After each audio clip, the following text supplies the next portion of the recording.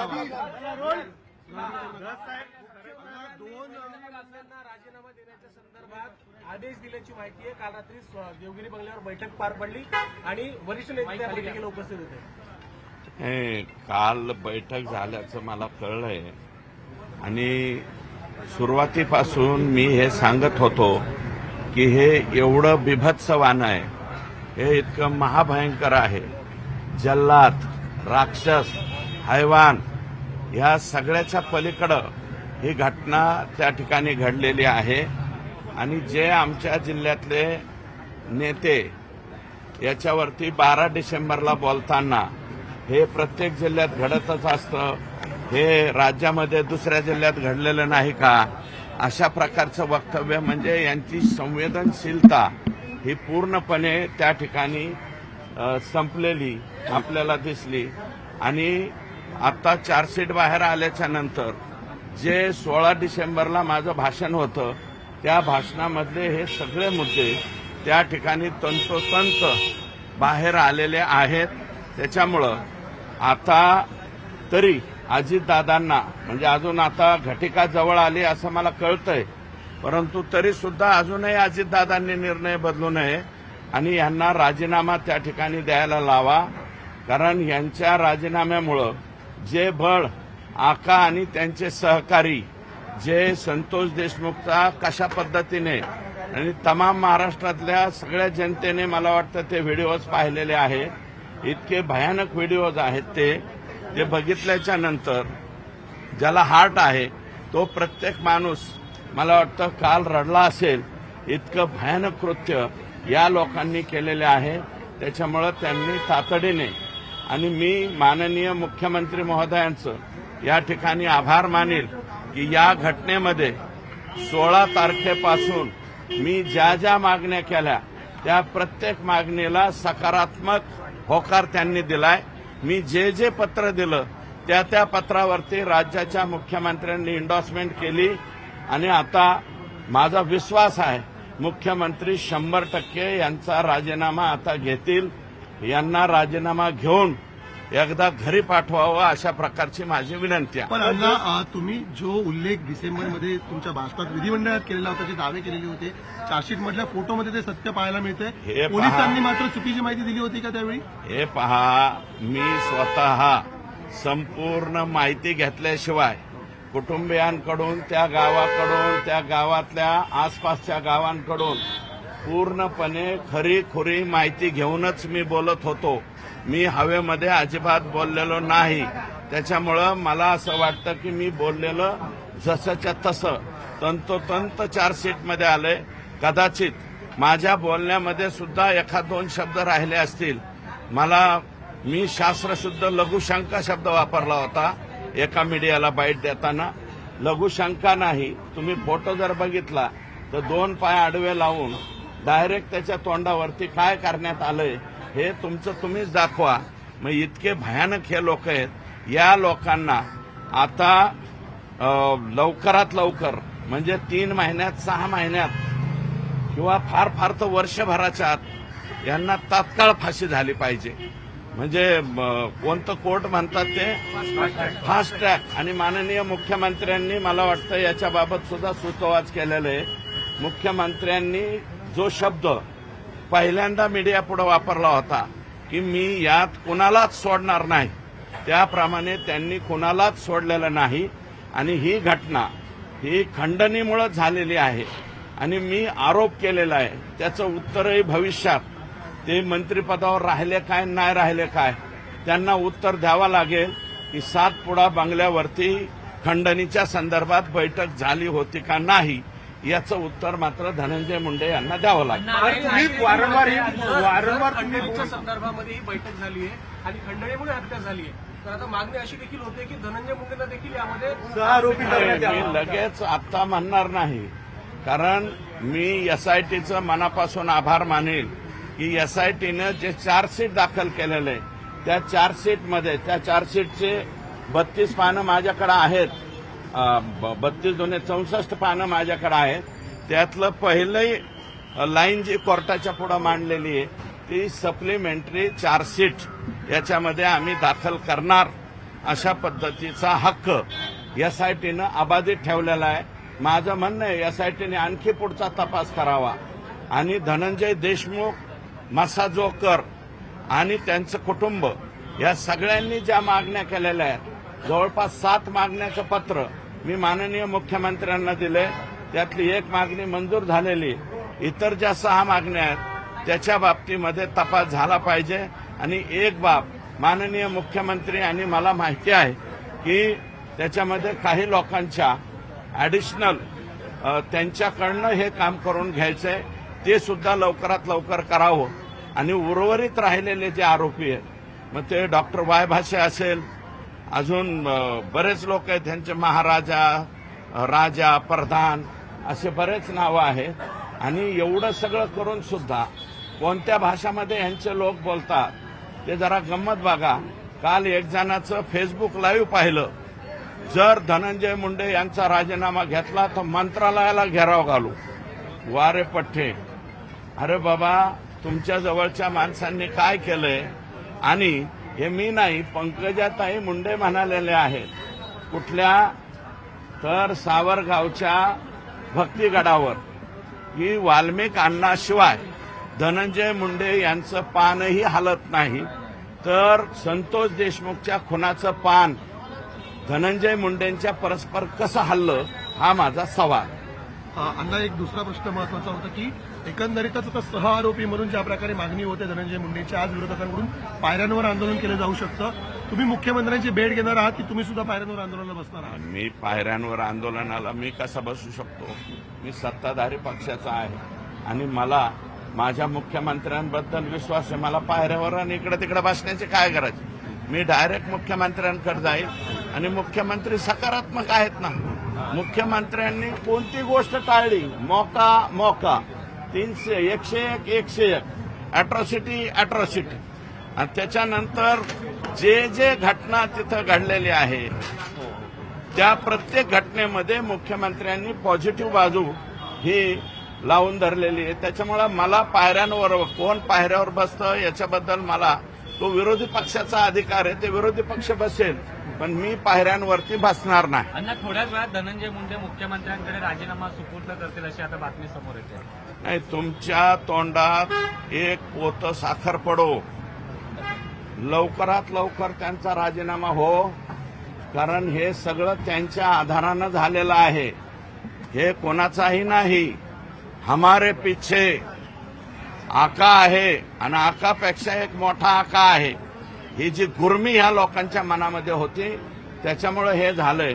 म्हणून जर अर्ध्या तासामध्ये त्यांचा राजीनाम्याचं कांडकं पडलं तर एक पोतं मी कोणत्या तरी कारखान्याहून मागून घेऊन तुमच्या तोंडामध्ये टाकतो. अण्णा, पंकजा मुंडे या संपूर्ण प्रकरणावर बोलत नाहीये. त्यांना प्रश्न विचारल्यावर ते सांगतात की याबाबत मला विचार.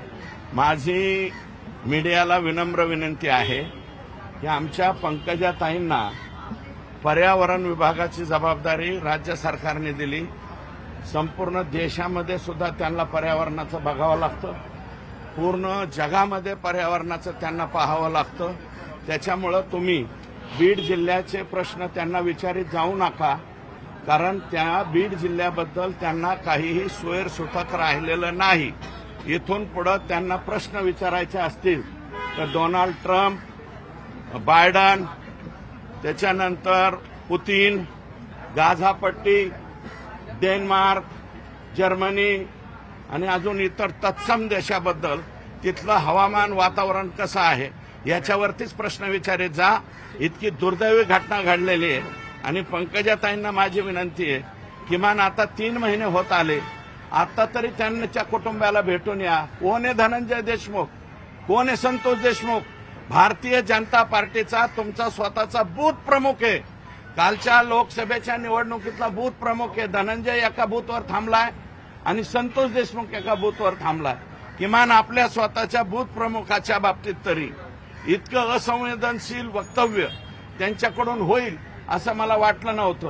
त्या पुण्यामध्ये म्हणतात की बीड जिल्ह्याचे काय प्रश्न विचारतात, पुण्याचे प्रश्न विचारा. मग त्याच्यापेक्षा मी म्हणतो त्यांना बीड जिल्ह्याचंच नाही, राज्याचे आणि देशाचे सुद्धा विचारू नका. इंटरनॅशनल त्यांची कॅटेगरी झालेली आहे. इंटरनॅशनल प्रश्न त्यांना आणि विचार. शेवटचा एक प्रश्न घेतो. एकंदरीत काल हे फोटो व्हायरल झाल्यानंतर देशमुख यांचे बंधू जे आहेत ते उपसाबोक्सी रडताना पाहायला मिळाले. अहो, ढसा रडाल ना, कोणता माणूस नाही. मी बी रडलो रात्री. मी काल मीडियाच्या पुढे आलो नाही. मला कालही धाकधूक होती की एवढं सगळं पुढे आल्याच्या नंतर सुद्धा हे लोक निर्णय घेतात का नाही, अजितदादा निर्णय घेतात का नाही. अजितदादा अजूनही पाया पडून विनंती आहे, हात जोडून पाया पडून विनंती आहे माझी. अजितदादा, तुमचा पक्ष हा जनतेच्या मनामध्ये क्लीन बोल्ड होत चाललेला आहे. तुमच्या पक्षाला लेफ्ट साईडला बी राहिलेली नाही जागा. मिडल स्टंप गेलाय तुमचा आणि ऑफ स्टंप सुद्धा गेलेला आहे. त्याच्यामुळे हे जर केलं तर निदान लोक म्हणतील बरं केलं. चालेल, ओके, धन्यवाद. एक प्रश्न असा आहे की एकूणच सातत्याने अनेक जण धनंजय मुंडेंवर आरोप करतायत. कुठंतरी एकूणच जीवाची भीती जी निर्माण होऊ शकते यानंतर अशा प्रकारे जर का धनंजय नाही, कोणाला जीवाची भीती आहे? आम्ही पहिल्या दिवसापासून सांगितलं ना, आम्ही कोणाच्याच बापाला भेट नाहीत म्हणून.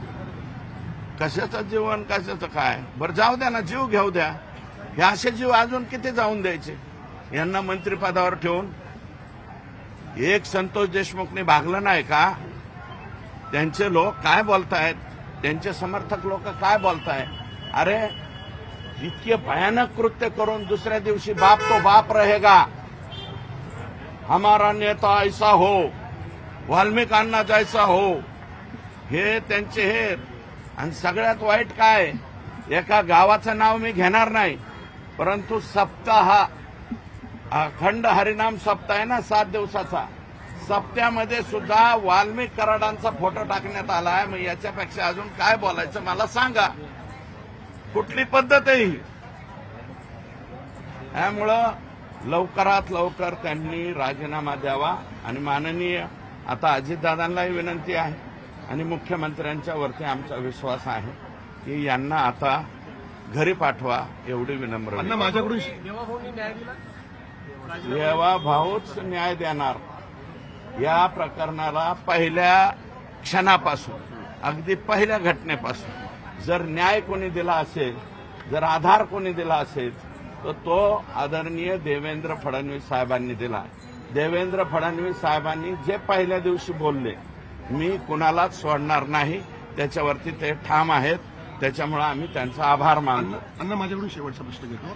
एकंदरीत आता या चार्जशीट फाईल केल्यामध्ये एकंदरीत 3 यंत्रणा पॅरलली काम करत होत्या. न्यायालयीन असेल समिती, सीबीआय असेल. नाही, ज्युडिशियल इन्क्वायरी अजून व्हायची. नाही, मला हेच विचारायचं आहे, जर एवढा दबाव निर्माण झाल्यानंतर जी चार्जशीट फाईल झालेली आहे, तर आता तुम्हाला वाटत नाही का बीडमधील अन्यही काही मिसिंग केसेस आहेत जे अद्याप बेपत्ता आहेत, त्यांची अनेक आता या लोक सगळ्या आहेत. चौकशी व्हावी? आता लोक पुढे येतील. जोपर्यंत हे त्या पदावर होते, म्हणजे अजून गेलेले नाहीत, ते अजून आहेत. पण ते गेल्याच्या नंतर जे लोकांना मारलेलं आहे, ह्या मसाजोगपासून 7 किलोमीटर अंतरावर एका चर्मकार समाजाच्या माणसाला संतोष देशमुख सारखंच मारलेलं आहे. पण त्यांनी फिर्याद सुद्धा या लोकांच्या भीतीमुळे दाखल केलेलं नाही. ते आम्ही, माझं आणि धनंजयचं बोलणं झालंय. आम्ही सगळे लोक आणि चर्मकार समाज बांधव जिल्ह्यातले जे असतील त्या सगळ्यांना, आणि वाटल्यास मायक्रो ओबीसी सुद्धा सगळे गोळा करून त्याच्याकडे जाऊ, त्याला विनंती करू की तुझा गुन्हा दाखल कर. असे अनेक आहे. महादेव मुंडे अजून सापडला नाही, 16 महिने. महादेव मुंडेचे मारेकरी कोण? आकाच्या मुलाच्या इर्द गिर्द फिरणारे लोक हे आकाचे म्हणजे महादेव मुंडेचे मारेकरी आहेत. महादेव मुंडे सारखा 38 वर्षाचा पोरगा संध्याकाळी 8 वाजता गळात शिरून मारला जातो, त्याचे डोळे फोडले जातात. इतकं बिभत्सवानं त्याचा मृत्यू झालेला आहे. त्याची सुद्धा अजून चौकशी झालेली नाही. आता त्याची चौकशी होईल. राख्यातले वाळू माफिया, वाळूतले वाळू माफिया आणि माननीय मुख्यमंत्र्यांना, उपमुख्यमंत्र्यांना आम्ही विनंती करणार आहे की बिंदू नामावली काटेकोरपणे बीड जिल्ह्यामध्ये पाळावी आणि जेलमध्ये सुद्धा पाळावी. कारण जेलमध्ये हे काय काय नेऊन देत आहेत हे तुम्हीच आम्हाला या ठिकाणी सांगितलं. हाच प्रश्न आहे. वाल्मिक कराडला व्हीआयपी ट्रीटमेंट दिली जाते जेलमध्ये, अशा पद्धतीच्या देखील समोर आलेल्या आहे. त्यामुळे हे सगळं बंद 100% होईल. त्या ज्या बातम्या आलेल्या आहेत त्या अजिबात खोट्या नाहीत. मी त्याच्यावरती बोललो नव्हतो. 13 मुद्दे माझ्याकडे आहेत लेखी. ते आता एकदा यांना जाता का घरी एकदा होऊ द्या आणि यांचं झाल्याच्या नंतर मग मी ते 13 मुद्दे तुम्हाला सांगतो की व्हीआयपी ट्रीटमेंटचे हे 13 मुद्दे आकाला त्या ठिकाणी दिलेले आहे. असं वाटतंय का की मांडणार तुम्ही हे मुद्दे? ज्या अधिवेशन जेलमध्ये सुरू आहे, आहे त्या विधिमंडळाच्या जेलमधून पटलावर दुसऱ्या सुद्धा जेलमध्ये तुम्ही ट्रान्सफर ही केलं माहिती मांडणार का? मांडणार ना. सभागृहामध्ये जो प्रस्ताव येईल त्या प्रस्तावावरती बोलेल. परंतु आकाच्या आकांनी लवकरात लवकर जावं म्हणून आम्ही या ठिकाणी बोललो. जेल जे आहे, कारण की त्या जेलमध्ये कुठेतरी जेलमध्ये सुद्धा बिंदू नामावलीचा प्रचंड प्रश्न. लातूर, बीड, संभाजीनगर या 3 जेलमध्ये काय झालेलं आहे हे मुख्यमंत्र्यांकडे मी निहून यादी देणार आहे. उपमुख्यमंत्री अजितदादांकडे आणि शिंदे साहेब. ओके.